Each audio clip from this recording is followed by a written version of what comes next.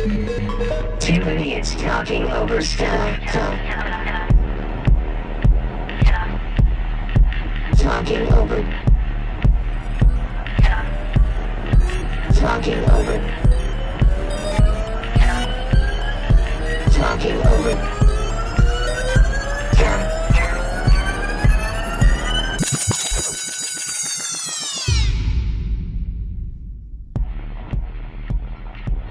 Wow, what's up, you fucking idiot?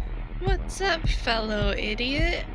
Just have a And nice idiots little Sunday. out there, all you idiots out there too.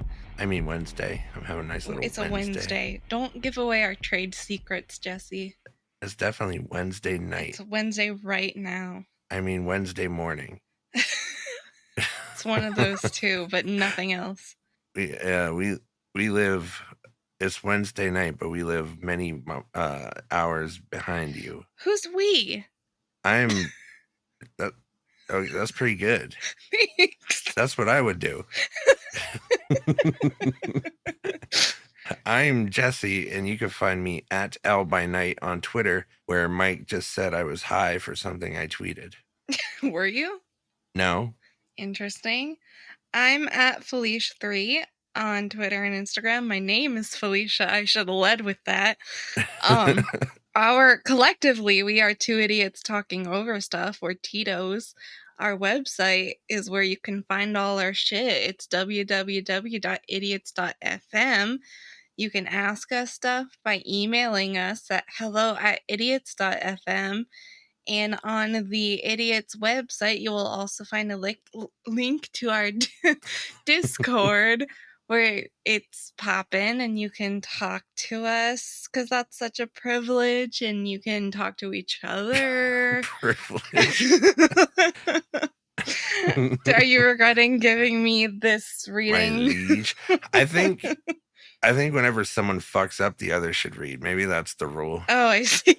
Because it's still going to end up with you reading 99% of it. I like it. But I'll finish this out to say we are at Tito's Pod everywhere. Probably most active on Twitter. I tweeted something funny today that didn't specifically have to do with the new episode post. I gave it a like. I did a GIF, and everyone should go like it. And by today, I mean Sunday, because it's currently Wednesday. It's Wednesday at 2:30 p.m. Yeah. No. 1:30 p.m. Yeah, that. Because... You know, the time for asking any question is right now. What would you do if somebody told you you're only 6 more months to live? What would you like people to say on your funeral? And who invented letters? Who did invent letters? It's such a fun one to follow up. How would you like people to remember you, essentially? I cut those out of order. Oh, good. Wow, who did invent letters? On this show, it's Tatiana Clay who sent us our very first question in an email. Whoa. Wow. And the fun thing about her question is that it makes me feel bad and stupid for not mentioning this earlier. Yeah, me too. It made me rethink my my little like producer outro thing. So, from Tatiana Clay via email, who did your podcast art? So fun, so colorful. Wow, TV heads. TV heads. And you know what's just a funny coincidence? Tatiana Clay did our art. Wow. She sure did. She sure did. She is on Instagram at magiclessmage, magicless.mage. Thank you. You gotta get the dot. Gotta get the dot. Or you can go to her Etsy. It's etsy.com/magiclessmage. No dot. Very confusing, in my opinion. Tatiana, gotta work on that. But she sells wonderful stickers. I have many of them. She just put out a Mothman one. I think that one. My favorite is still the candy heart that says "spit on me." Mine is the crying girl, and my wife's too. My wife immediately stole that from me when I got it. Perfect. And I can't remember what the text on it says. I don't know. God damn I'm it. assuming, though, it is also Spit on Me. We're failing our friend. We're not. Go check out her stuff. She's very talented. She's a very nice girl. She's Yeah. very hot. We love her. And I can't do that. Jesse can't say that, but he's thinking it. Yes. Anyway, go check her out. Go commission her to do things. Just give her your money for fun. And that was our only question, you fucking slackers. Our only what question the hell? I want was to someone answer advertising. It wasn't no, even I a think question. I think she forgot she did it and then asked about it because she liked it. Oh, she just came across our podcast in the wild, and she was like, "Oh, that's nice. Wow, that looks a lot like my style." Yeah. Hey, Felicia, what's going on? I really like that anytime you just get silent, I know you're about to play a stinger. I'm not sure they're called a stinger. I picked up on this last week or 2 weeks ago, and I contemplated just letting you keep calling them stingers. That's like a radio thing, isn't it? I don't think so. I think they would be called Where does that come from? They're either like drops or maybe bumpers. I've never heard either of those. I don't know. I've never heard stinger. You can just keep saying stinger. I don't give a fuck. Let us know what you call them. Yeah, email us if we're both wrong, which is probably true. I did nothing, but I watched stuff. Yeah, there's nothing new in my life. But I watched more Alone, which I talked about before. But this season is different because this season it's in pairs, and they drop the pairs about 10 miles apart. And by that, I mean they drop one person in the campsite, and they're supposed to build like shelter and stuff. The other person in the pair, they drop like 10 miles away. They only give them a bearing and a compass, and they're like, go find your friend. Wait. Yeah. So they dropped the premise by season 2? No, I think they kind of switch it up. But this particular season, I think it's season 4 I'm watching right now. And season 5, it's called of Alone, they start a whole community, and everybody gets dropped in the same place. Interesting. I like that less. On Alone, it's 300 people. Interesting. That seems... You can't tell if I'm joking. No. I'm totally... Okay. It's called Alone. Well, I know, but Alone means one, and this season has 2, so it could be anything. That's the fucking joke.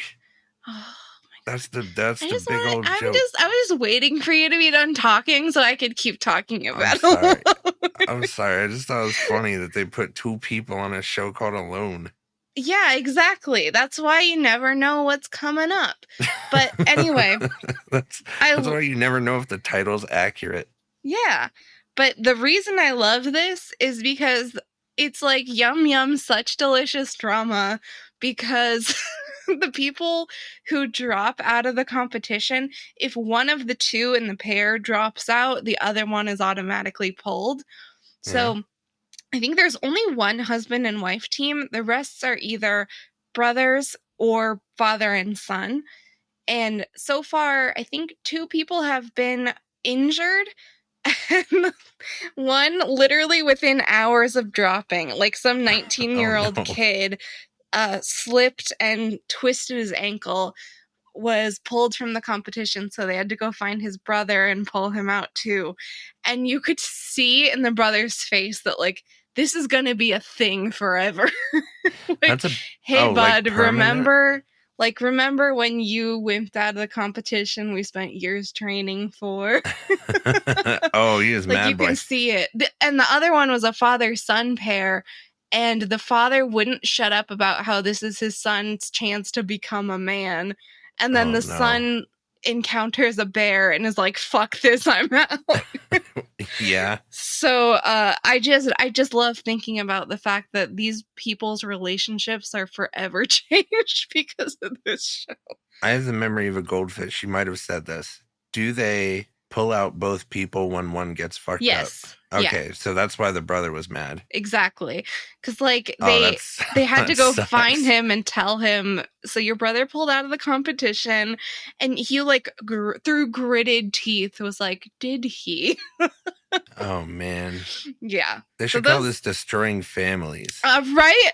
It's, like, such a bad idea, but I love it.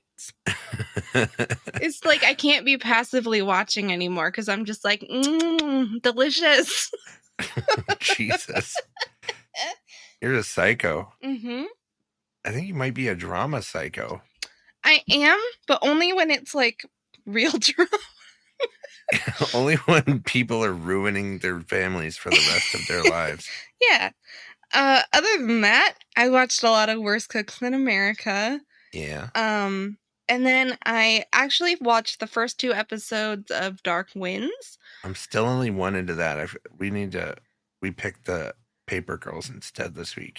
Yeah, I am intrigued, but I'm not like 100% in. Because I don't think that it's as like I guess I thought they would be doing more supernatural stuff, but they're mostly just using like. Yeah, when I said supernatural stuff, I was at the end of the first episode, so I didn't know where it was going.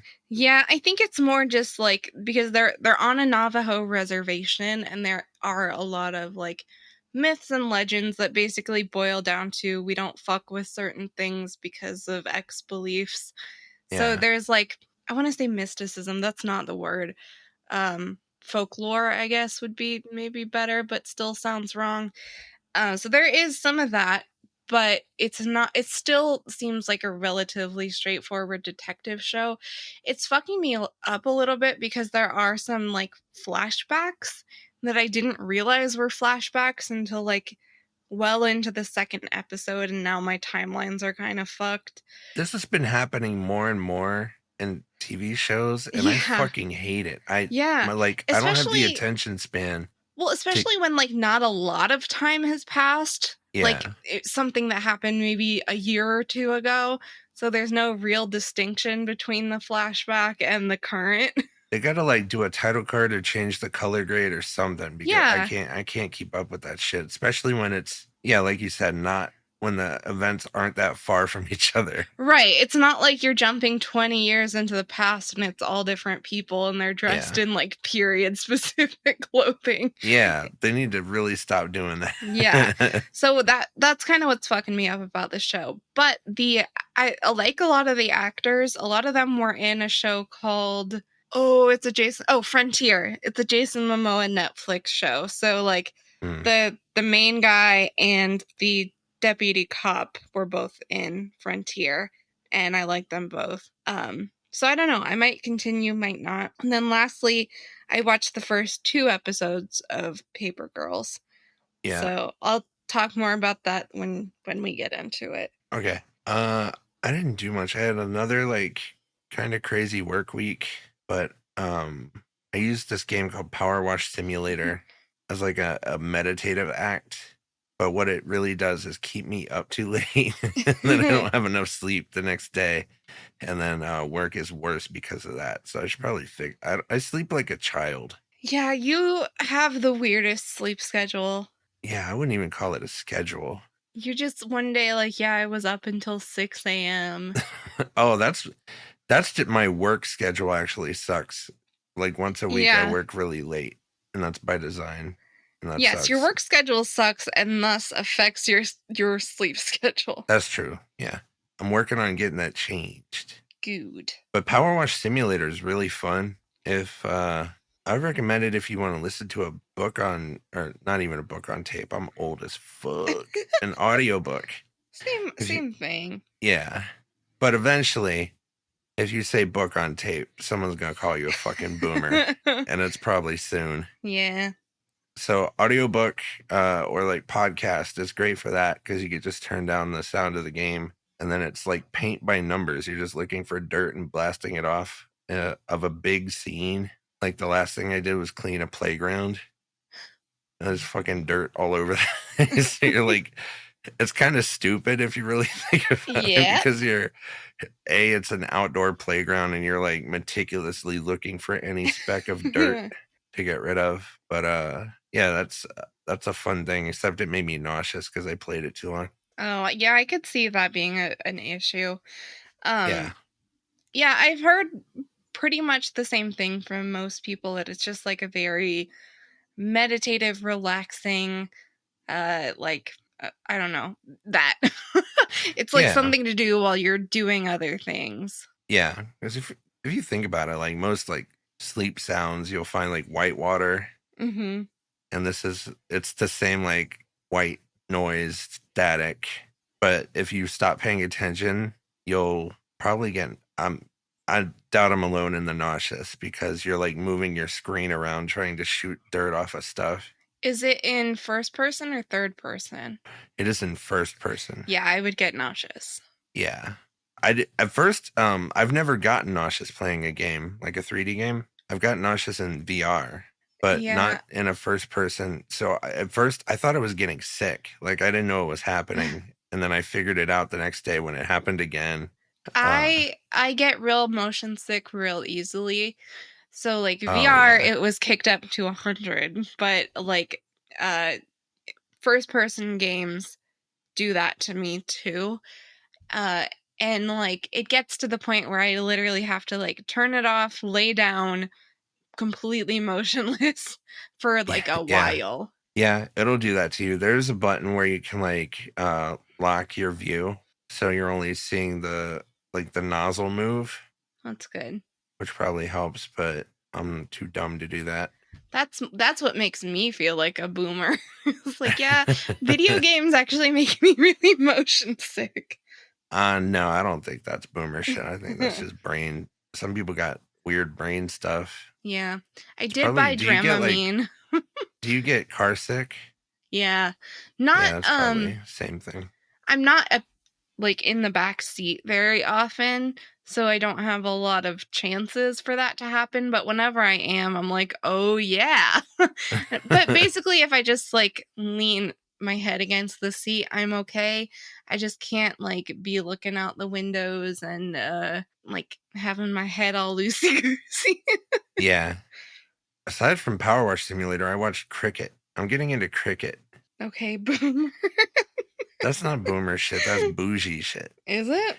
No, not really. It used to be. So cricket used to be like a very frou-frou sport, and they had like a tea break and shit in the middle of the game. But they came out with this thing called T20 cricket, which makes instead of like 5 days long, the games are like 3 hours long, like baseball, and it makes it much more watchable. And I saw a rules breakdown on some YouTube channel, and I was like, that's not too bad. And I started watching. It's pretty fun. There's a McElroy property called Monster Factory. It's a YouTube series where Justin and Griffin McElroy take a game that has a really robust character creator and make the most like hideous creation they possibly can. Yeah. And there's a cricket game where they did this for, and usually they'll play at least a little bit of the game with their monstrosity, but neither of them knew how to play cricket. Yeah, it's not intuitive either. Yeah, no. And just like from weird. Watching that, I'm like, what the fuck are the rules? It's like one of the weirdest games I think I've ever tried to get into, because it's not intuitive. If you just watch it, you won't know what the fuck is happening. Yeah. But if you look at the rules, it's not that bad. They're like, to get the basics down. It looks like baseball, but then there are like these sticks in the ground, and you kind of like putt. Those are wickets. Sure. Yeah, we don't need to do the cricket rules. Nobody but me in America gives a fuck about cricket. It's like a giant sport in India. Oh, I didn't know that. Like real big. Huh. It's definitely, and it's up and coming too. The reason I started watching is because, I saw that rules breakdown. Then I saw that there's a Major League Cricket League coming to America, and I was like, that'd be cool to get in on like the ground floor of a sport, because I'm a sports fan. That's true. Yeah. You liked cricket before it was mainstream, you hipster? Yeah, I'm going to be a cricket hipster. I can't wait. I'm going to know every player's name is Indian. All my favorite. That's the weirdest thing is like I'm used to watching like American basketball and football Mm-hmm. where everybody's name is Smith. Yeah. And that is not the same in cricket. Nope. No Smiths running around. It's a lot of Patels. Yeah. My one sports experience was going to a Giants game because one of my old jobs, we used to have a client who had like season passes or whatever the fuck and would come and distribute them at the office. It really makes me mad when people like you get that. That's such a fucking awesome perk, and you're like, I had to go to these. I didn't Giants have games. to go. I went with a lot of Giants fans. I just went because like a lot of my coworkers were going, and it became a social thing. And it was Giants versus A's in the A's stadium in Oakland. Ugh. So it was like 3 people there. It was pretty. Well, in my area, Giants are huge. Like because I live near San Francisco. I see. So there was like 3 A's fans there. And like it was in their stadium, but they were majority Giants. Yeah, fans. yeah. The A's are like a joke in the MLB. Anyway, my whole thing was like, it was fucking hot. We were like on, metal bleachers. And super, super far away from the action. But there was one of my coworkers had brought her boyfriend and they had a fight and left. And she left like her full untouched beer. So I drank her beer. Hell yeah. And watched a lot of men in tight little pants. Did they break up? I don't know. The fuck? They might still be together. This was an old job. Oh, I see. Speaking of the A's, we're thinking about doing this series called maybe tentatively Hate Watch Parade, where Felicia makes me watch a musical and I make her watch a sports movie. Which, like, is somewhat uneven because I don't hate sports movies the way Jesse hates musicals. I don't even hate musicals. I'm just bored by them most of the time.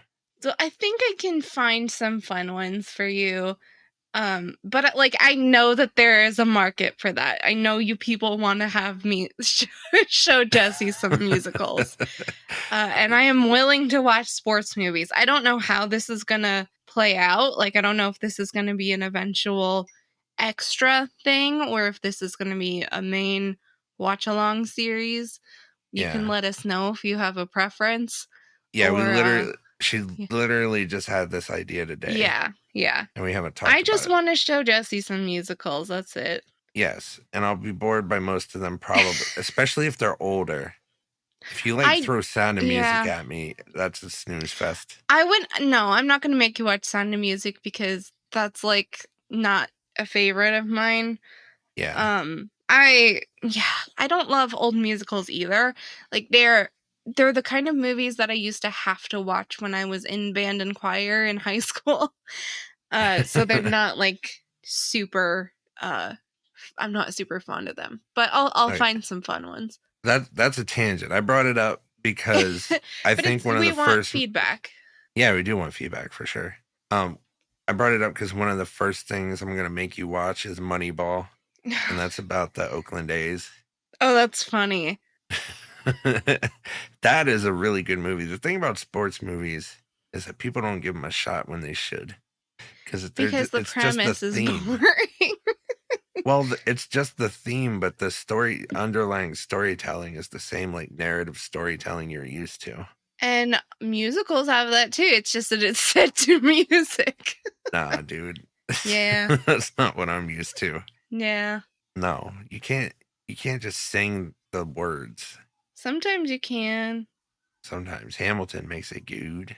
Yeah, see, if you like Hamilton, there are, just by, basic logic, there have to be more musicals out there that you don't hate. There probably are. I'm not gonna argue. There probably are. I'll probably like Newsies. I think you will.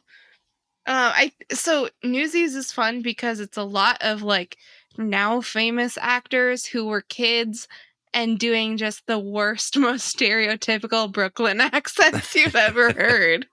Yeah, I'm going to have fun with that because I can do a good fake Brooklyn accent. So I'm definitely going to make fun of them in that. And that would be fun. Anyway, major tangent, but yeah, let us know if you want to see that. Yeah, the Hate Watch Parade. Yeah. What did we watch last week? Well, we watched Predator 2 in VR. Want some candy? Want some candy? Want some candy? Oh, cool. It keeps repeating. Want some candy? Well, that's great. I love it. Want some candy? Oh, that's wonderful and good. It should certainly play the whole time. Well, I think I just played it as many times as they played it in the movie. Except it was usually coming out of the Predator's mouth. Yes. That was your first exposure to the Predator, huh? Yeah, except for that one time we stumbled upon a porn parody of the Predator and it was just like peeing. We had a big argument about whether it was pee or cum. Oh, right. You guys can watch that too if you want. What was that? Like horrorporn.com or something? I guess we didn't watch the porn, we just watched the trailer. Do Google for horror porn Predator. Maybe you'll and we'll do a Twitter poll, piss or cum. No, we won't. Hashtag piss or cum. Wow. That was my first Predator movie. Don't look that up on Don't Google, look it up. Just don't look it up. It's fucking horrifying. Yeah. Unless you like that sort of thing, then look it up. I don't know. There was a golem that was just naked. Oh yeah, that was the worst one. Yeah. If you want your childhood, if you're young and you grew up with Lord of the Rings, if you want your childhood ruined, you can just watch that too. I just had to fully stop my cat from walking across my laptop. Oh no. I heard his little claws fighting for life. Yeah. He's like, no, I want to do it. Well, there's a new cat tree next to me that's a little taller than he's used to, so he needs some help climbing up. And usually my laptop is a stepping stone. Why don't you build him a little elevator? Oh, I'll work on that. Why don't you get an engineering degree and build him a little elevator? I would do that for my cat. I think you might. You're a weird cat owner. Not a weird, maybe obsessive is the word I'm looking for. I'm not obsessive. I just have the weirdest little boy. I liked Predator 2. I didn't think I was gonna care, and I kind of liked it. It's like it lives in a little microcosm in the 90s. I'm struggling to remember most of it. I think I enjoyed it, but I'm pretty sure I fell asleep towards the end. There was that scene where the gangster did a lot of coke and turned into a superhero, and I thought that was great. He did so much coke that his face was covered in it. He really, in that movie, you're really teaching kids that if you want to be a superhero, you just dip your face in some coke and whip and do a big sniff and get it all over the place. A lot of movies really do that, don't they? Yeah. Yeah. And the Predator 2 had a cool dance scene that I guess they were doing it. Oh, yeah. That I remember. I did fall asleep, and when I woke up again, everyone was dancing. All the Predators. Yeah. You missed cool scenes at the end. I don't know. Predator 2 is underrated. It was fun. We watched Us in VR too. Yeah, a lot of people had Peele. never seen it, so me included. did a VR night. Me included. I'd never seen it, and I really liked it. I do like it too. I had a bit of an argument at the end of the movie because I felt ganged up on, but yeah. My issue is just that I look too deep. Like, I look at the film in more detail than it should be looked at. I think the film is overall meant to be like one big metaphor. And I'm looking at the details like, well, wait, how do you explain this? And how do you explain this? And that's just not the point. And I get that. It's just something that I can't quite get over. I would just like it to be known that I wasn't doing any of the ganging up on. I had no horse in that fight. I was like, no, I wasn't on either side really, because I agreed with what you were saying, but I also didn't care. Yeah, and I think that's the general consensus, because I had a conversation with my friend Alex after that night, and he was like, yeah, you're totally right, but the movie is basically one big fable.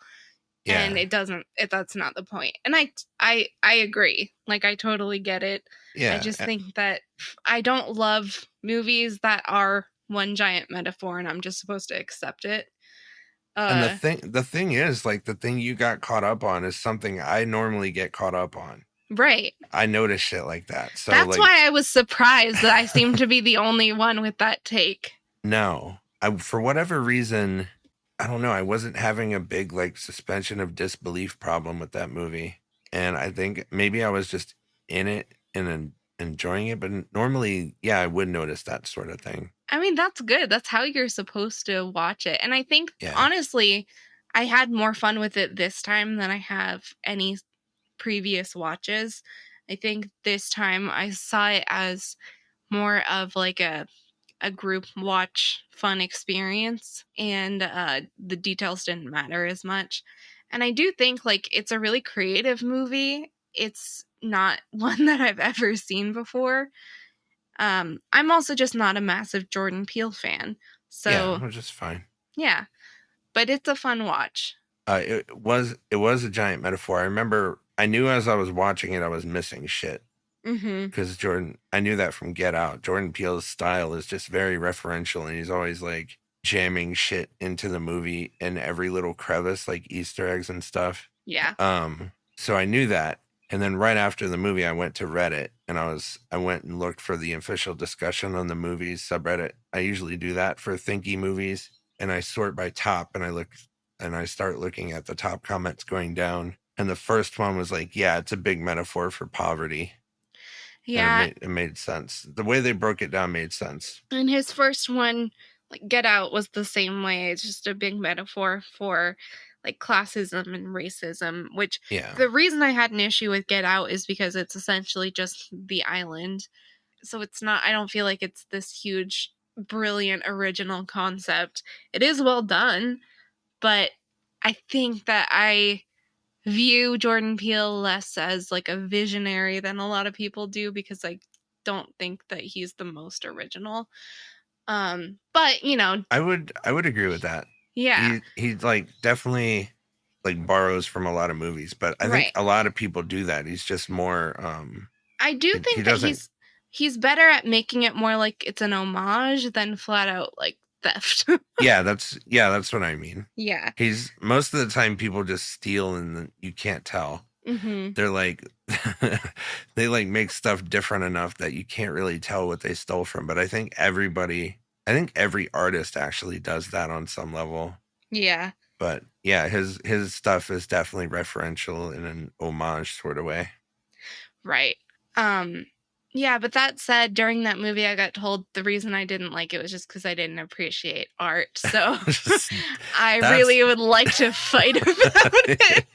Yeah, which is ironic. Yeah. It's like the core of art is that everybody interprets it differently. So like, right. It's so weird. I didn't know that you're supposed to go to a museum and all just start clapping. That's what I did when I went to a museum. That's what I would do. And is that not what you're supposed to do? I don't think they like it when you do that. Maybe that's why nobody else did it. Yeah, probably. I went to the Spy Museum in Washington. I was just clapping it up all the way through.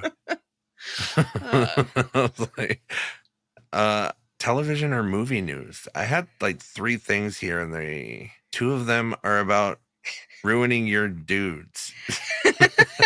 So the first one is actually really interesting because I've seen a little bit about this. So the first thing you have down here is Sebastian Stan reveals his extreme makeover for A24 movie A Different Man. Yeah. And the synopsis is A Different Man is a psychological thriller centered around a man, Sebastian Stan, with a condition called neurofibromatosis, which heavily augments the appearance of certain body parts, most noticeably the face. Yeah. The reason I found this interesting is because I saw Sebastian Stan posting about it, but he was posting with a person who like actually has this, a real extant person who, and I thought that person was starring in the movie alongside Sebastian Stan.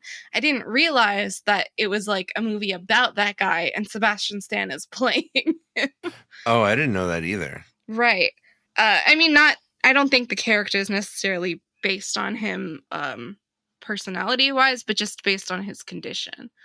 So It is a real thing. I think Yeah. there was a movie called maybe The Elephant Man. Mm-hmm. That was about the same thing, like way back in the day. And I never watched it, but I've seen it referenced a ton. Same.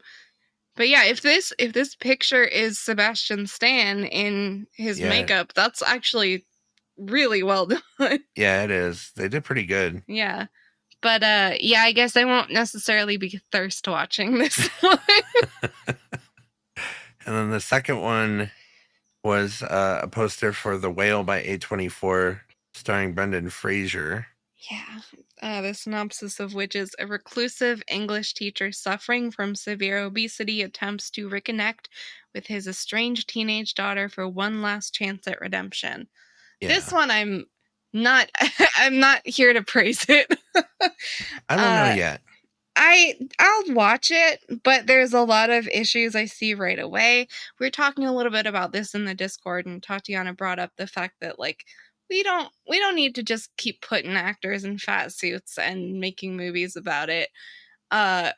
Which I agree with. At the same time, the character is 600 pounds.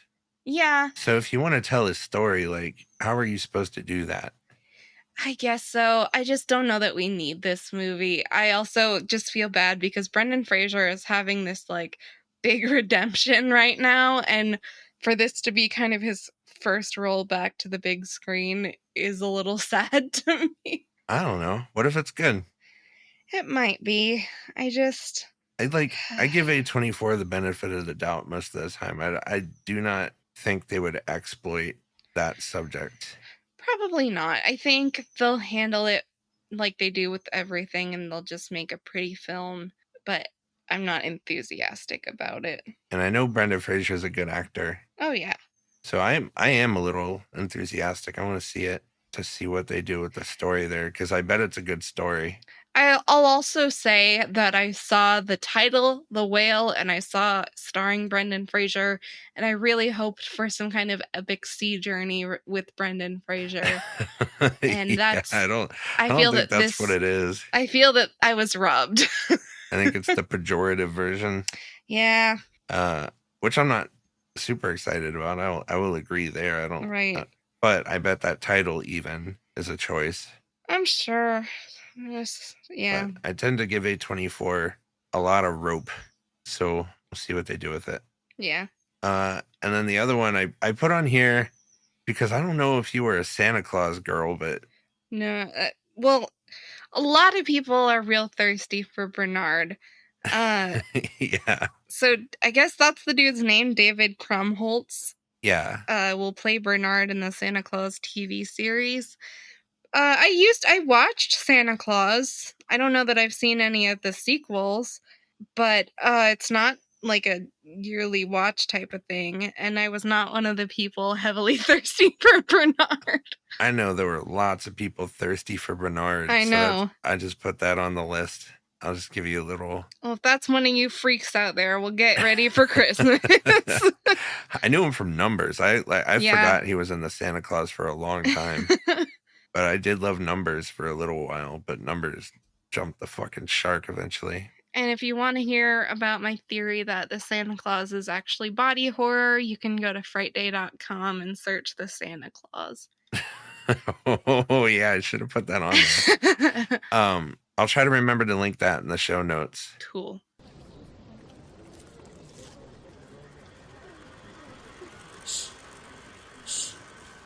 We come together on a huge silver screen because we need that, all of us.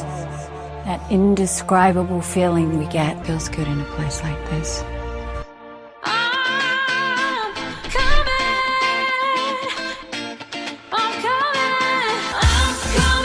Hey, Felicia, what's coming out in theaters this week, you think? Well, first, we got Bodies, Bodies, Bodies from A24, speaking of. Hell yeah. The synopsis, well, first of all, it's a comedy horror thriller movie. When a group of rich 20-somethings plan a hurricane party at a remote family mansion, a party game turns deadly in this fresh and funny look at backstabbing, fake friends, and one party gone very, very wrong.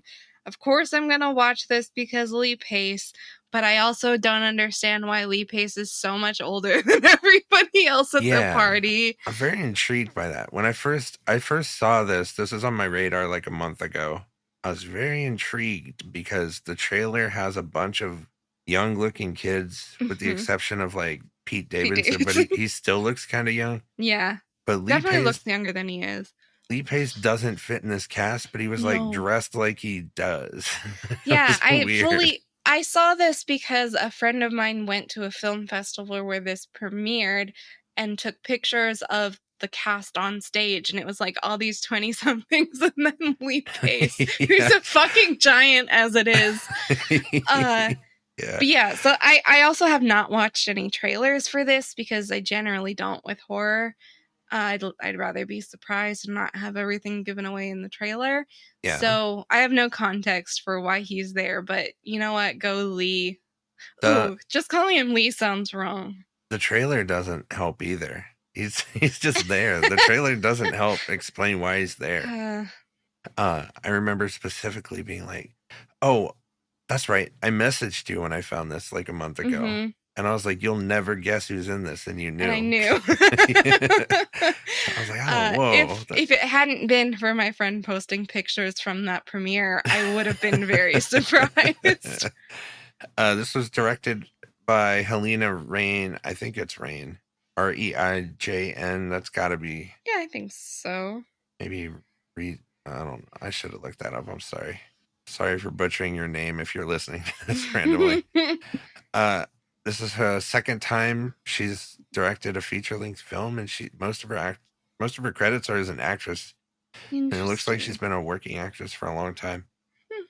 The thing that was intriguing to me was that it was written by Sarah Delape, who I did look up how to pronounce her name, and I couldn't find anything. Whoa. It's her first screenplay ever. It's like her first credit on IMDb. Maybe it's a pseudonym. I thought that, but it seems like she wrote this off-Broadway play called The Wolves in 2016 about a girls' soccer team. And everything I found about that play seems like I want to watch that play. Like, Gotta love a play about soccer. What the fuck? It sounds fucking awesome. But that was like the only play she's written. So this might be some weird genius playwright who's like goes to A24 and she's like, hey, I wrote this screenplay.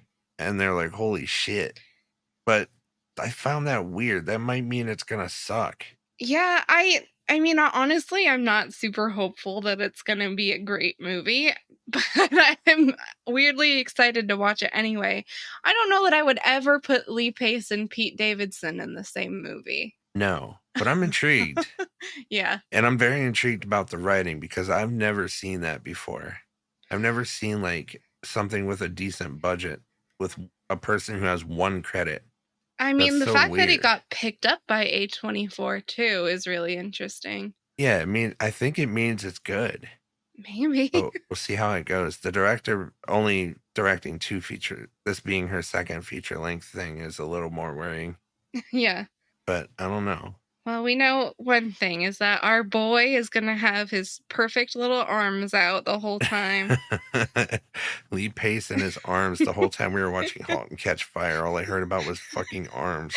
I definitely turned it up during *Halt and Catch Fire* because I knew Jesse got weirded out by it. But he does have some real nice arms. Yeah. I mean, haven't you ever heard that like the female gaze has a lot to do with like hands and forearms? Does it? Yeah. No, I've never. I have a big thing for hands and forearms. What the fuck? It's weird. Real. It's also like I have like the way I look at men. This is so off topic, but that's fine. Nobody cares. The way I look at men has a lot to do with unique features and like features I think would be cool to draw. Like, I don't know, like people with weird noses or like gaunt faces, like something with a lot of shadow and contrast.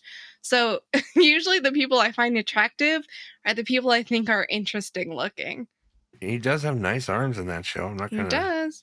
But I think it's mostly because he's playing a Steve Jobs clone, like Silicon Valley guy, always just has fucking sleeves rolled up no matter what. Yeah, it's that like wearing a dress shirt, but the sleeves are rolled up. Y'all know what I'm talking about. Go ahead and comment in the Discord if you're horny for arms. Yeah, yeah. Let us know. Let us know what you're horny for. Mm-hmm. The next movie is Bullet Train. That's 5 assassins aboard a fast-moving bullet train find out their missions have something in common. That's an action thriller starring Joey King, who I didn't recognize. Isn't she the one who's on that Hulu show, The Princess, that we talked about before? Oh, yeah, I think you're right, actually. I recognize her, but I honestly can't point out any specific project I've seen her in. Yeah, I think she might be an up-and-comer. Yeah. Brad Pitt, who we all know. Karen Fukuhara, who was Kimiko Mayashiro from The Boys. She's fucking great. Her character on The Boys is like my favorite. I need to watch The Boys still. Me and Miriam gotta watch. You really do gotta. I feel like we watched 4 episodes of season 1 and liked it and just have not revisited. It's so fucking good. I don't know. We're gonna. But yeah, her character is great. She's a great actress. Sandra Bullock, who's my girl. But I feel like the combination of Brad Pitt and Sandra Bullock feels like a fucking miscongeniality or something. I don't know. It doesn't seem like serious. No, this movie I don't think is serious. Okay. I watched the trailer and I did not get serious vibes from it. I think it might just be like a fun boy. It might be then. And it's also got Brian Tyree Henry in it from Atlanta, and that's the only reason I'm mentioning him, because I love him in Atlanta. Easter Sunday. Set around a family gathering to celebrate Easter Sunday, the comedy is based on Joe Coy's life experience in stand-up comedy. I don't know who that is. Joe Coy. You don't know who Joe Coy is? He is a Filipino stand-up comedian. He is gigantic. Like, he's actually size-wise? No. He is a star. He's a big fucking star. I looked him up and I do not recognize this man. That's insane. You don't have to like his stand-up, but that's insane to me that you've never heard of Joe Coy. He doesn't ring any kind of bell whatsoever. Damn. You should maybe check out some of his stand-up. I don't know if you'll like it or not. He's like a 4-quadrant comedian is what I would call his style, where he tries to appeal to everybody, it seems like. He does do like a lot of Filipino-centric comedy, but it's not all that. But I do like Joe Coy, but I watched the trailer for this and it really, like how some families will like for a holiday they'll have the thing they watch for that holiday. Mm-hmm. I think that's what he's trying to do. He's trying to like make a Filipino like classic holiday film. Interesting. And they went down a list and they're like Easter, Thanksgiving, Christmas. No, these all have classics. Easter's good. Easter, no classic there. I can notch in Easter. But I think that Easter might be big in the Filipino community as well. Well, it's a big religious holiday. Yeah. But I think Filipinos especially might love Easter if the trailer's to be believed. But it looked incredibly cheesy. I'm never going to watch this. No. And it does a thing that is like a huge pet peeve where you'll get a big comedian and you give them a vehicle, like their own movie, and they just take their act and deconstruct it and put their words in the mouths of other characters. Yeah, that's kind of masturbatory. They do it. Comedians do this a lot. A lot. And every time it gets on my fucking nerves, and they're definitely doing it in this movie. Yeah, no from what I saw in the trailer. Yeah, but Joe Coy's a good comedian. You probably get some giggles out of him. Well, I'll certainly check out his stand-up before this movie. It looked like they cast a bunch of people I would never recognize, maybe a bunch of brand new actors, which was the other red flag for me. I think they paid Joe Coy, gave him a giant bag and then left none for the rest of the cast. Ooh. But Tiffany Haddish has a cameo, and Tia Carrera, who I only mentioned because she's in Wayne's World. Do you remember her? She's the bass player. Not really. Oh, yeah. Yes, I do. Okay, yeah. Super hot bass player, singer. Yes, who was singing her own songs and was real good. Yeah, she's actually really good. Yeah. The The next movie is Sharp Stick. Sarah Jo is a naive 26-year-old living on the fringes of Hollywood with her mother and sister. She just longs to be seen. When she begins an affair with her older employer, she is thrust into an education on sexuality, loss, and power. Yeah, I don't care. No. I don't care, but I figure maybe someone does. It's written and directed by Lena Dunham. Nah. I feel like she was the it girl for a couple of years because of Girls. And then she was Gypsy in Once Upon a Time in Hollywood, which will be important later. Starring people I don't recognize, except for John Bernthal. I don't like him. You don't like John Bernthal? Well, Why not? I've heard he's actually a really, really nice person, but I don't like anything he's ever been in. I did like The Punisher. I hate that I like The Punisher because a bunch of dumb cops have taken that character and Yeah. they're like, oh, I'm gonna do it. I'm gonna be a vigilante, and then I'm like, you're a cop. Mm-hmm. I don't understand. Yeah. So I don't know. If you like Lena Dunham, you might like Sharp Stick. Not me. No. Do you want to guess? I guess we would we'd do some guessing for bodies. Ooh, okay. It's A24, so that I feel like automatically elevates it for as far as critic rating goes. Yeah. But it's not a known director, so that might do it some harm. It feels like a really indie movie that was pitched to a bigger studio. So I can't get the feel for it. It's super weird. I'm like, I want to give it like a 50%. I will give you a little information. Okay. So Everything Everywhere All at Once just eclipsed the $100 million box office mark, which is A24's first time doing that, and that's currently in the news. And that might color some of the critics here. Oh. I feel like I want to rate it lower because it's such a like it's also got Pete Davidson in it. Yeah, exactly. Like it feels like a teen horror blockbuster type movie, but that might not be what it is. So it's hard. Critic rating, I'm going to give it like 60%. Okay. I might be dead wrong, but I'd struggle to give it higher. Audience rating, I'll say like 73. I don't think this is going to be a huge hit. You don't? I don't. I tend to agree. It's a little confusing. Yeah, exactly. I just can't get a good read on it. Pete Davidson has an anchor attached to him when it comes to critics. Like, he will drag that score down by like at least 10%, I think. But I don't think he's like... The cast is just so random. It is super random. I don't think Pete Davidson is super involved in the movie because he's kind of low on the casting list, but I don't know. Is he playing himself by chance? He might be. I think he is, maybe. But wow, it's weird you should say that because I think maybe they are playing themselves. Really?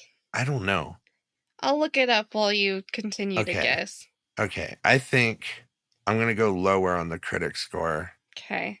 Yeah, I want to do like in the 50s, but because it's A24, I feel like that automatically makes it a little higher. The main thing for me... Also, they are not playing themselves.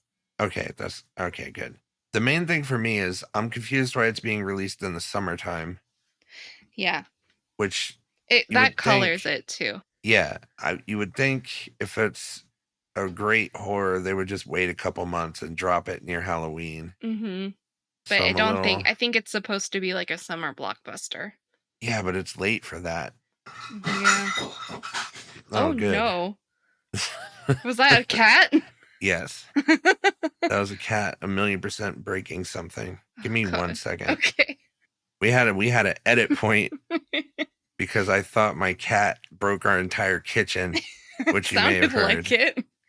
Yeah, but no, apparently it was just a cutting board and 2 measuring cups. So we're all good. Good. Critic rating for Bodies. This is hard, right? It is hard. It's late July. That's not blockbuster territory for me. It's too close to Halloween. Why'd they drop it in July? Yeah. I'm going 40. I also feel like it's been talked about for a long time, and it's not come out yet. I'm going 40 on the critic rating, and I think, it's aimed at teens, and they tend to be more forgiving about this sort of thing.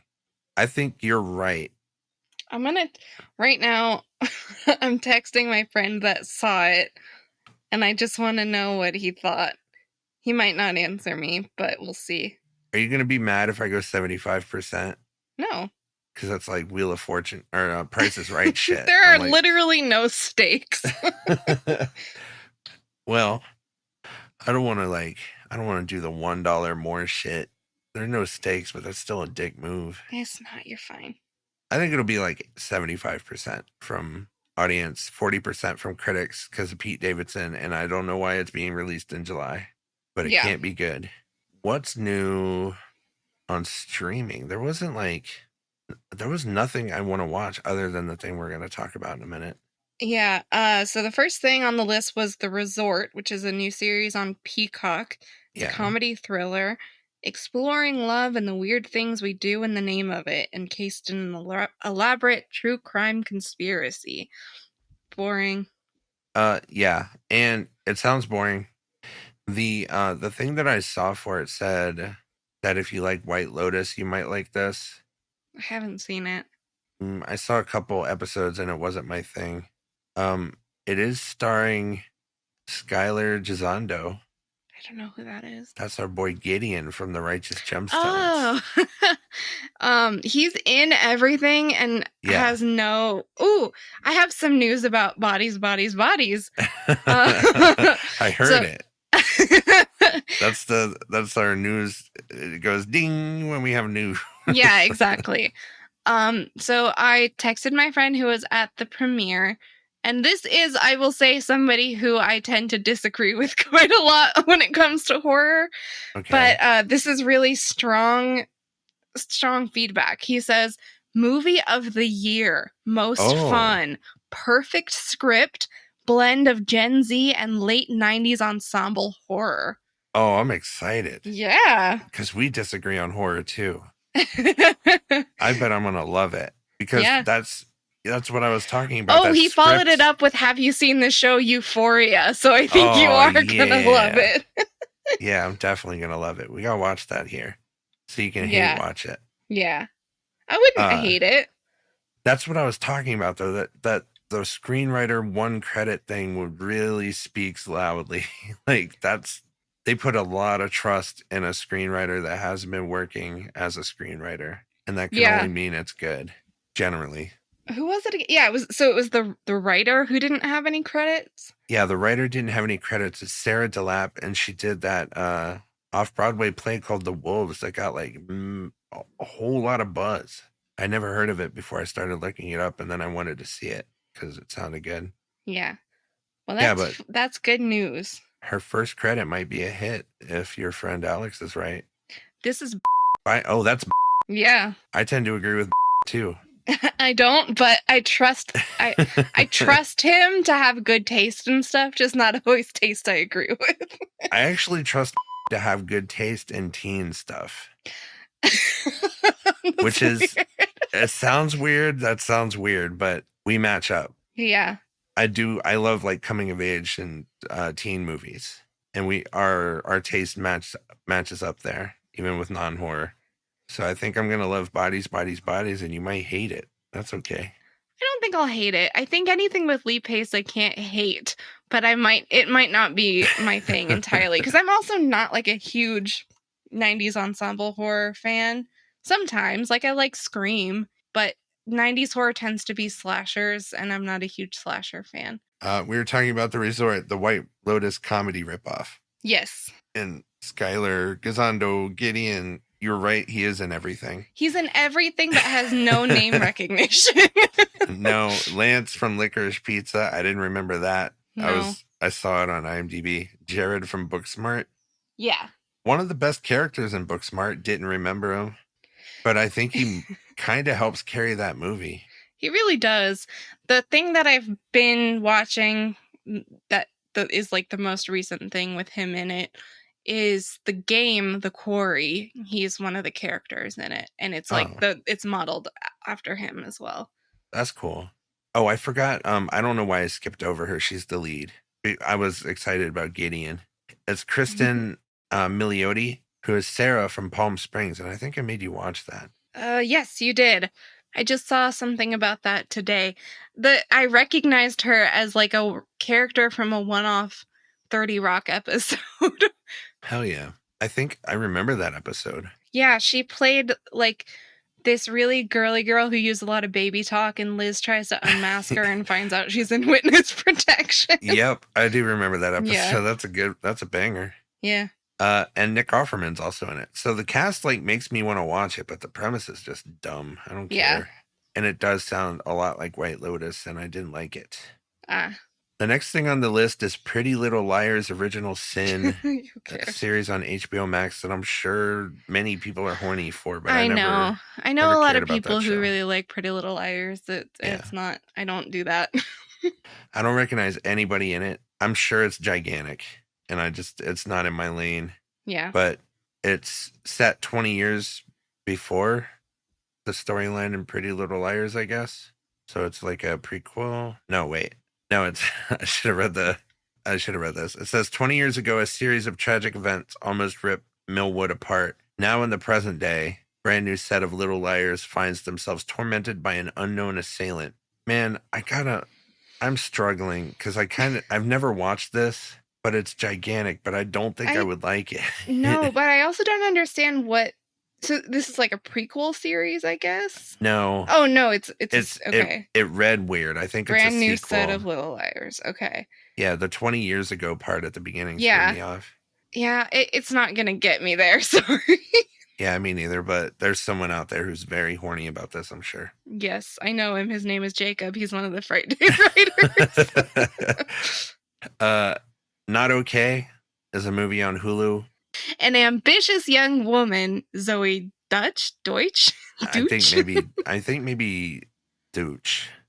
Zoe Deutsch finds followers and fame when she poses as the survivor of a deadly attack.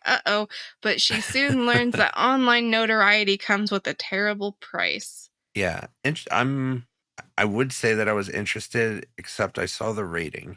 This also seems maybe problematic. Maybe a little bit, yeah. I don't know. It's a comedy / drama, and I think it's at least got a little bit of buzz, but I don't know if I've got time to watch it. I don't know if I'm gonna try to force it into my schedule. But I am somewhat interested in that premise. But, it's got people we don't recognize in it. The writer and director, I recognize nothing as Quinn Shepard.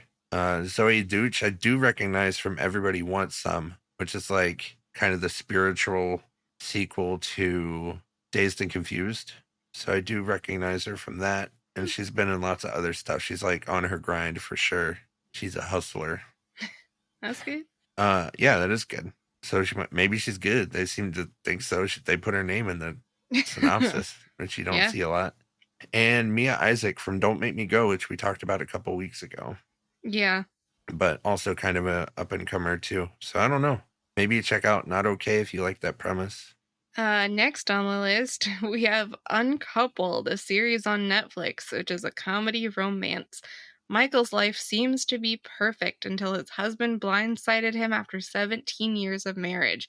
He has to confront the nightmares of losing his soulmate and suddenly finding himself as a single gay man in his mid-40s. Stars Neil Patrick Harris. I watched the trailer. I gotta tell you, there's nothing more boring that I've seen, I think, maybe in 6 months. Yeah, it doesn't particularly sound interesting. It's exactly what you think it is, I think. And it seems boring as fuck. But I do like Neil Patrick Harris. He's fine. It just seems like a thing he did maybe for a little bit of cash, maybe. Yeah. Which is okay. I don't fucking hate on that.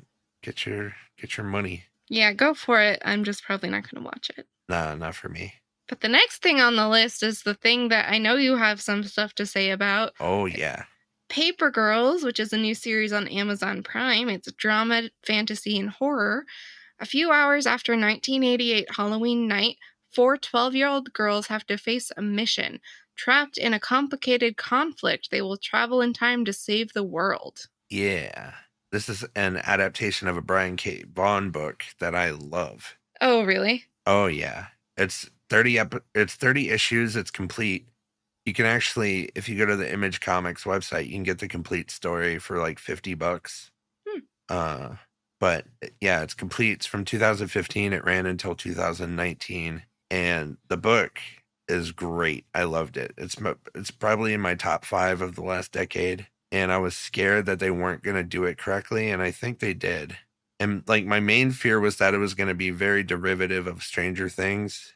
Right. And it doesn't fully escape that. Yeah, I think that's true of anything starring young actors, like a young ensemble cast. Yeah. Most of my fear came from the trailer when I heard the music. I was like, oh, that's Stranger Things music. It's also a similar genre. Yeah. So I wasn't like super scared because it fits. Like at least it fits. But I was just hoping they weren't going to water down too much from the book, because the book goes hard on the dialogue. Like there's like they got some fucked up mouths on them. Yes, I noticed that. Yeah. How deep in are you? Oh, we finished. Oh, really? We started on Friday, watched 4 episodes, and then watched the rest on Saturday before I went to play D&D. Wow. But, yeah, I wanted to keep watching on Friday, but Miriam had to go to bed. So I was hooked. I'm 2 episodes in. I'm honestly not sure if I'm going to continue. I really like the characters. They are really well written. Yeah. They're all the actresses are great. So my little background, Felicia wasn't going to watch this, and I was like, you should check it out so we could talk about it. The thing that put me off immediately is the time travel aspect. Yeah, I knew that was going to be a problem. And it still is, because that's like the sci-fi element I'm not a fan of, but it is a really interesting situation they've found themselves in. I think also one of the things that I was like, okay, what am I getting into, is the fact that they cast Ali Wong as the adult version of that one girl. And I was like, okay, what is the vibe of this? Is this a comedy? Because I've never seen Ali Wong in anything serious. Oh, it's certainly IMDb's classification, like the genres, is off. I don't think it's a drama, and I don't think it's a horror actually either. Like I think the first 2 episodes they've certainly had comic relief, but I feel like the vibe is relatively serious in the first 2 eps. I think I would still call it like an action fantasy comedy. Okay, there are some dramatic points for sure. Yeah. I want to do the thing where I tell you to keep watching. Like, I might. Like, I am intrigued. It's just very much not my usual field of interest.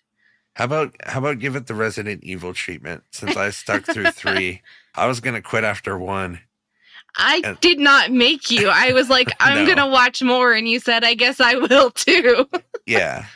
I'm trying to remember like what happens where it hooks you. There are characters you haven't met yet that are amazing.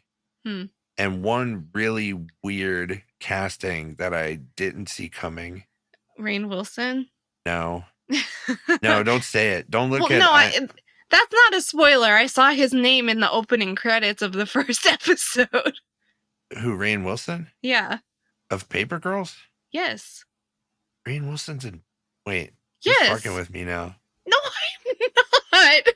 Is my memory that bad? I just watched... apparently. He certainly is in it. He's like the cowboy, like, with the commercials. Oh, okay. I don't think he's a major character, but he's there. There's a major character that shows up and I wasn't expecting. Okay. And I laughed a lot. Yeah, I think I'll keep going. I'm just not, like, in a huge hurry to finish it. Okay, if you like the characters, the show's gonna hook you. Okay. I can't remember when it happens, but yeah, I guess give it the 3rd episode and see what you think. Okay. But yeah, there's gonna be, if you're in on this show, there's gonna be a point where you're not gonna want to stop watching it, and it might be in 3 or 4. I maybe 4, but I can't remember. I loved it though. I had a really good time, and that adaptation's really good. Mac, who's like the foul mouth John Connor, she looks exactly like John Connor to a fucking distracting degree. I couldn't unsee it for like 2 episodes. It's crazy. She looks exactly like John Connor, and you're not a huge Terminator. We watched Terminator 2 though, so you know what I'm talking about. Yes. She's got an extraordinarily foul mouth in the books. Yeah, and they definitely toned it down. So that actually makes me feel better, because I think when I was watching the show and hearing how much her and the rest of the girls are like walking around with those mouths, I was like, okay, this feels like when they tried to make Richie's character in It like really foul mouth, but it was Finn Wolfhard from Stranger Things at the time. And we were all like, this is weird. That's how I felt when I first heard all the swearing they do. But if it was actually like taken from the original material, then it's better. Yeah, it's actually a big part of the original material. Okay. Because I'm like, girl, I did not swear I did not talk like this when I was 12 years old. Oh, me and my friends did. Maybe that's why I connect to it. Me and my friends were already swearing like that when we were 12. Yeah, but that's a big part of the book. They did tone her down. She like used a lot of slurs. Which I think might be a good thing that they toned her down. Yeah. But that's the thing about graphic novels, is that in that medium you can kind of write your characters however the fuck you want, because there's less scrutiny on you. Yeah. And I knew kids like that in the 80s. Like, it's true. It's true. Like, they toned her down because it's not the 80s anymore. Yeah. But if you're true to the 80s, like, people fucking talk like that for real all the time. But yeah, they toned her down a little bit, and I think it's a little fan servicey in the first 2 episodes when they're with the swearing, but even that calms down. Okay. But yeah, I would give that series like a 7.5 out of 10, maybe an 8. Wow. I really liked it, and it was really unique and good adaptation of the books. What do you think are the chances it'll get renewed? Like, is there more to 100%. tell, or did they try to? Okay. 100%, because I saw the rating on IMDb for the first episode. It was 8.8. Nice. I don't know. I'm going to check that right now. Is it still? Yeah, it's down to a 7. But 7's still good for a TV series. I think it's going to get renewed. But yeah, I loved it a lot. Wow. What do you know? One promising thing comes to streaming. One promising thing. Yeah. For the whole week. Speaking of, our next one on the list here is Surface, which is a new series on Apple TV+. It's listed as a drama, mystery, thriller. A woman's quest to rebuild her life after a suicide attempt and her struggle to understand all the things that led up to that moment. Dark. I'm intrigued only because it's Apple TV+, and they've been releasing bangers back to back. I don't have Apple TV+, but I'll believe you. It's like they're doing the early streaming service thing where they front load their good quality content. Mm-hmm. Netflix did the same thing. Amazon Prime Video, I feel like, did the same thing. They spent a lot of money to make good shit so people would get a subscription. And then eventually they're going to cut back on the budgets. So I am very fine with pirating that, because I don't think Apple needs more of my money. Well, the creators, like, it's not just Apple. They're throwing money at creators too, which is cool. Yeah. I'm kind of with you there. But I don't know. I'm going to wait to see what people say about this one. It didn't really like jump out as an amazing premise, but it's interesting. Sure. And from the trailer, I couldn't really get a read on what it is. So that's the other thing. It's kind of vague what it's going to be. So we'll just wait for people. That's probably a good sign. I did the same thing with, what's the other S? Severance? Severance. Yeah, I did the same thing with Severance. I really didn't get it. And then people started talking about it, and then I watched it, and it was good. So I think that's going to be my plan going forward with Surface. Severance was a big hit, so I think they'll have a good turnout to watch that show. Yeah, probably so. Severance is awesome, by the way. Watch that if you haven't. I know I still need to. I plan to. Next on the list, we have Honor Society, which is a movie on Paramount Plus. It is a comedy. Honor's sole focus is getting into Harvard. Willing to do whatever it takes, Honor concocts a plan to take down her top 3 competitors until things take a turn when she unexpectedly falls for her biggest competition. This stars Gaten Matazzaro, who's Dustin from Stranger Things. I did see it like a poster for this, and it just struck me because I don't think I've ever seen this kid in anything but Stranger Things. I don't know if he's been in anything else. Not really. I looked up his IMDb and not really. This is like the only other thing, really. Good for him. Because, I mean, right now, Sadie Sink, who plays Max in Stranger Things, is in everything. So I feel like she's having a real... Yeah, she's great. But she's having a real moment in the sun, and Finn Wolfhard had his moment in the sun. So I think more kids from that show should be getting more breakout roles, and hopefully this is a start for him. Probably so. This movie looks not good. No. I looked at it and I'm like, this is a Zoomer show. Yeah, for sure. Or movie, rather. Don't care about it. And it seems like a ripoff of Booksmart, but meaner. But good for him getting work. I don't hate on that. The last thing is one that I've watched half of. Really? Yeah. It's called We Met in Virtual Reality, and it's on HBO Max. And the genre I listed it as is cringe. Oh, no. I think that might be accurate. Filmed entirely inside the world of VR, this documentary captures the excitement and surprising intimacy of a burgeoning cultural movement, demonstrating the power of online connection in an isolated world.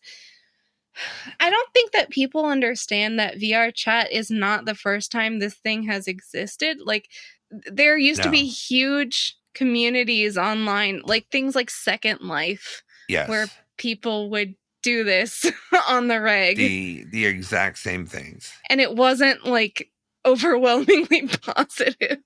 No, it usually turns into weird sex stuff. Yeah. They handle it in a decent way. I'm halfway through. Our friend Heather watched all of it, and she was surprisingly like positive about it. She said it made her cry at the end. Interesting. Like, it's a well done documentary. I'm experiencing secondhand cringe because I'm an internet boy. Mm-hmm. And whenever a light gets shined in the dark places, I cringe. Yeah. But I know how many dark places there are, and this documentary seems to mostly stay away from them. I think the fact that it's calling it a burgeoning cultural movement is just flat out untrue. Probably for VR chat anyway. I don't think there's much more room for VR chat to grow. No. Things could be made that are better. VR chat is like a niche place where you can pick your avatar, and most people pick anime type shit. Exactly, yeah. I'm usually out at that point. Uh-huh. But there are things that you can do that are interesting in there, like karaoke. But they also touch on the strip club aspect where people are getting lap dances. And I'm like, why not just go to a porn site? Right. I guess. Yeah. You're right about it, like, shining a light in the dark places of the internet, because this is shit that, like, we grew up hearing about and, like, to some degree experiencing, because somebody had, like, a weird friend who was in chat rooms.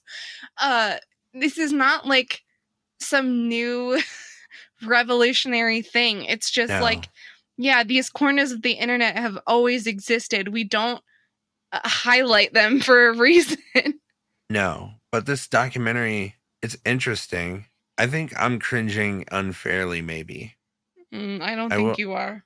I might not be, but it's also covering like the pandemic.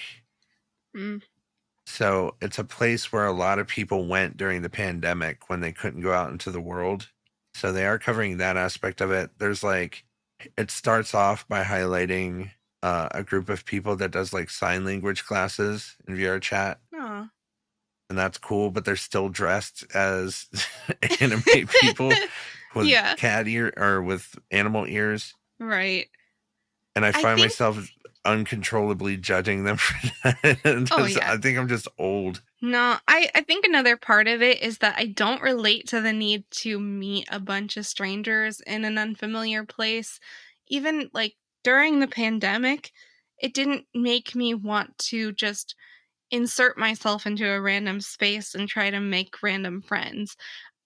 Like things like the Welcome to Our Podcast Discord felt different because it was a bunch of people coming together that had commonalities already established and like had mutual friends. But just like showing up in a random chat room and trying to make friends with the people there has never once appealed to me. Yeah. I've done it my whole life, so it's like not super special to me. That's just how I communicate in general. And I'm like kind of extroverted online. So I will like insert myself into weird communities. But you're also more comfortable with cringe, I feel like you aren't as like I feel like if I stumbled into that situation and one weirdo talked to me, I'd be immediately out. Whereas I feel like you would stick around and try to like hear their life story. That's true. Yeah, I would. But also in VR chat, there's this undercurrent of sex positivity where they cover it in the documentary. Like there are people getting the lap dances who I think are weirdos. Mm-hmm.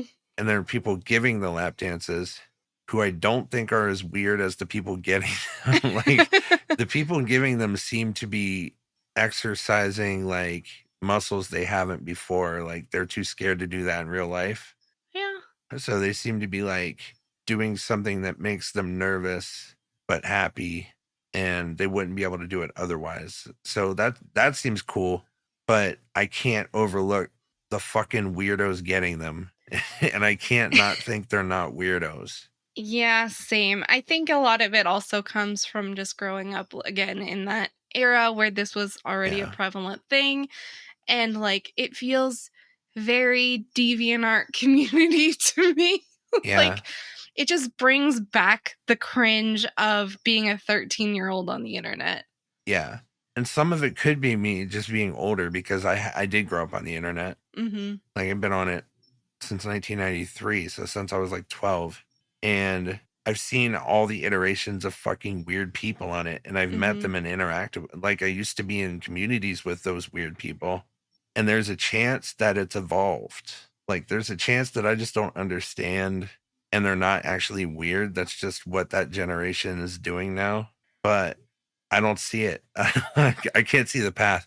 Like I've met too many weird people in my time on the internet to trust the people in there getting lap dances, to not stalk the people giving them. Exactly. Again, I don't know how much of that stems from being a female on the internet, but that's part of why I would never hang out in those kind of chat rooms, because while you may be in there just seeing what's what and even trolling to a degree, there are plenty of people who are not. And I don't want those people following me anywhere. There was this other thing about VR chat where it seems to be a place where you can experiment with your gender too, which is good. That's cool. But I don't know. It's not the place for me. I've seen it before. Like you said, I saw it in Second Life, and those people were fucking, it was like a mixture of extreme weirdos and trolls. Right. And that's what VR chat, anytime I've been in there like twice because it makes me sick, like nauseous sick. Ugh. So I haven't been in there that long, but the 2 or 3 times that I've been in there, I saw the fucking same weirdos that I've always seen. And also the other thing is, I don't know, I'm only halfway through. I doubt they're gonna cover this, but VR chat is fucking full of children, dude. Like a lot of children. But I think I read recently they may have like done something with the algorithm that they're using to like, I don't even know if this counts as derogatory, but we would call them squeakers. I've never heard it before, so I don't know if it's like derogatory. Children showing up randomly in an online game, like a 9-year-old, and talking, like we would call them squeakers. So I think VR chat might have added a thing to like detect that and ban them. Hopefully. I don't know. But when I was in there, they weren't banned. I kept running into children and I felt fucking weird about it. Yeah, it's inherently problematic. I think as an adult to exist on those kind of sites, you have to have a certain tolerance for cringe, or you have to be yourself a fucking weirdo. Maybe. I don't know. I agree with everything you've said. I personally choose to stay away from it. Yeah, and I think I will too. Yeah. Unless the technology could get better. If it's less anime, like I'm not necessarily even waiting for it. I don't really care that much, I don't think. But if they create like something like Ready Player One, I would be into that. If it involves talking to random strangers on the internet, I'm still not. Yeah. Well, it wouldn't even be, there would be like a sandbox where you could just talk to your friends. Like it would be like Fortnite, but we'd be playing around and you could be whoever you want. On board with. Yeah, you could be whoever you want. We could do races. That would be fun. All right, that's it for the streaming and stuff in theaters this week. I feel like there's a lot of stuff I'm not going to watch. Yeah, and this is also another long episode. Yeah, it is. Why is it so long? I don't know. Oh, because my cat destroyed my kitchen. There's going to be a lot that we cut out probably. All right, so what are we watching this week for the watch along? We are going to be watching Once Upon a Time in Hollywood. Yay. Because like we established, there's First of all, I did not make you watch it. I suggested it. But we're calling an audible because there's shit garbage on streaming as far as movies go. Yeah, it's either nothing we really want to watch or nothing that's going to be entertaining to watch with other people. Yeah. Once Upon a Time in Hollywood is written and directed by Quentin Tarantino. It's one of my favorites from him. And it's a faded television actor with his stunt double strive to achieve fame and success in the final years of Hollywood's golden age in 1969 Los Angeles. And it takes liberties with its characters, and it's fun. It takes pretty big liberties. Jesse has seen this. I have not. Yeah. I'm not a big Quentin Tarantino fan, but I am willing to give it a go. Yep. It's got Leonardo DiCaprio, Brad Pitt, Margot Robbie. And I put Timothy Olyphant because I think he might be a candidate as a wet man. He is very handsome. I don't think I'm adopting him as one of my wet men. Okay. But he is very good looking. Yeah. I feel like if he had long hair, you would change it. Probably. He's a little too clean cut. Yeah. I think I know him from Justice. Is that the name of the show? I don't know. Maybe. Maybe not. I don't know. There's a show where he plays like a lawman alongside Walton Goggins, also of Righteous Gemstones fame. Walton Gagu, which I think is called Justice, but that doesn't sound right when I say it. So it's probably something very similar to that. But anyway, if you want to watch Once Upon a Time in Hollywood with us, that should drop on Friday at 7 a.m. Yeah. And if you want to go to www.idiots.fm and look at the YouTube link up there, I wouldn't mind a sub. Heck yeah. If you want to subscribe, I put time codes on the videos, so the video version of this is actually better for the watch along than the podcast is probably. Okay. And you want some candy? Want some candy? You want some candy? Oh God, is it gonna keep going? Want some candy? No. Good. I only did it twice. I did wonder if it was gonna keep repeating, but it didn't. And that's good. Wow, we did another long one. We talked about something, and I don't know what we spent a lot of time on, but we spent a lot of time on something. Yeah. And I hope it was entertaining. Bye, everybody. Bye.